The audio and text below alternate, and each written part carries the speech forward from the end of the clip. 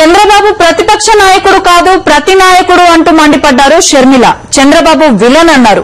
రాష్ట్రం అభివృద్దిలో 10 ఏళ్లు వెనక్కిపోయిందన్నారు. కిరణ్ కు దూరదృష్టి లేకపోవడంతో రాష్ట్ర ప్రజలు ఇబ్బంది పడుతున్నారన్నారు. అసమర్థ ప్రభుత్వాన్ని గద్దె దింపకుండా చంద్రబాబు కాపాడుతున్నారని విమర్శించారు.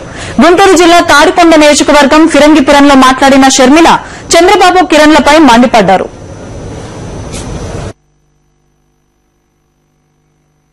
ఇంటి